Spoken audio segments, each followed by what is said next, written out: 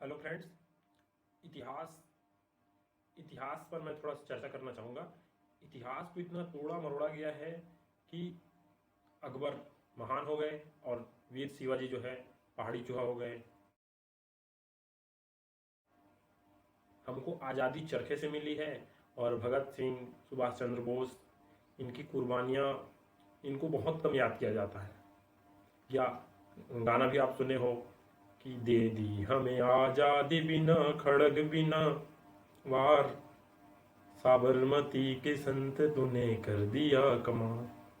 तो क्या है इतिहास पर थोड़ा सा मैं अपना विचार जो है, अगर शुरुआत से ही देखा जाए तो जो भारत में सबसे पहले पूरे विश्व में सबसे पहला विश्वविद्यालय अगर देखा जाए तो भारत में ही था। तक्षशिला विश्वविद्यालय, नालंदा विश्वविद्यालय। और इन विश्वविद्यालयों को जो है विदेशी आक्रमणकारियों के द्वारा इनको नष्ट किया गया। यहाँ पर जो है हमको इतिहास से संबंधित इम्पोर्टेंट जो है फैक्ट मिलते, लेकिन इनको जो है नष्ट किया गया। उसके बाद और भी इतिहासकार आए, तो इतिहासकार जो है जैसे जो राजा है तो राजा का दरबारी है, तो राजा के विरोध में तो कभी नहीं लिखेगा। तो यहाँ पर वो सिर्फ राजा के बारे में पॉजिटिव ही लिखेगा, तो हमको पता ही नहीं चल पाएगा कि क्या सच है और क्या झूठ। या ये कहें कि वो जो इतिहासकार है वो सिर्फ अपना पॉइंट ऑफ व्यू दे रहा है। अगर वो राजा का उस समय, उस वर्तमान परिप्रेक्ष्य का अगर वो किसी दबाव में है तो वो राजा के बारे में कुछ निगेटिव नहीं लिखेगा, या उस वर्तमान परिप्रेक्ष्य के बारे में कोई भी चीज़ निगेटिव नहीं लिखेगा। सिर्फ वो राजा की तारीफ ही करेगा क्योंकि उसको राजा के नीचे रहना है।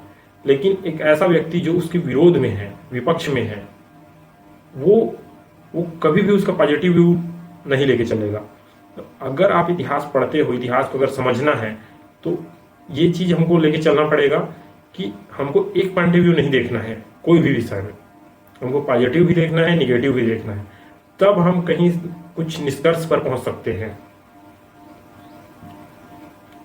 अकबर को जो है इतना महान बनाया गया, ये भी एक जो हमारा शिक्षा व्यवस्था है, यहाँ पर भी कहीं ना कहीं राजनीतिकरण हुई है।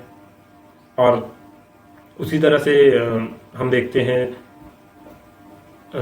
आज़ादी के बाद जो है बहुत सारी चीज़ें, इतिहास को इस तरह से पढ़ाया गया, इस तरह से प्रेजेंट किया गया कि एक पक्ष के बारे में ज़्यादा कुछ पढ़ाया नहीं जाता है और एक पक्ष का इतना महिमा मंडन किया जाता है कि कुछ कहा नहीं जा सकता। तो यहाँ पर यह भी है कि सामने वाले हमको क्या दिखाना चाह रहा है, सामने वाला हमको क्या संदेश देना चाह रहा है, क्या पढ़ाना चाह रहा है, ये भी मायने रखता है। तो इतिहास को एक दूसरे नज़रिए से देखें। जो हम पढ़े हैं वो सत्य है, लेकिन वो 100% सत्य नहीं है, क्योंकि लिखने वाले ने सिर्फ अपना पॉइंट ऑफ व्यू दिया है। अब वो अपना पॉइंट ऑफ व्यू एक दबाव में दिया है, या क्योंकि दरबारी ऐसे भी थे या इतिहासकार जो राजा के नीचे थे, तो राजा के बारे में सही जानकारी है, उसको मतलब अच्छी अच्छी बातें ही लिखना है, क्योंकि उसको वहाँ पर जीवन निर्वाह करना है। तो आप जो पढ़ रहे हो उस पर खुद जो है अपना विचार मंथन करें, मानकर ही ना चलें, तब आप कुछ सत्य तक पहुँच सकते हैं। Thank you.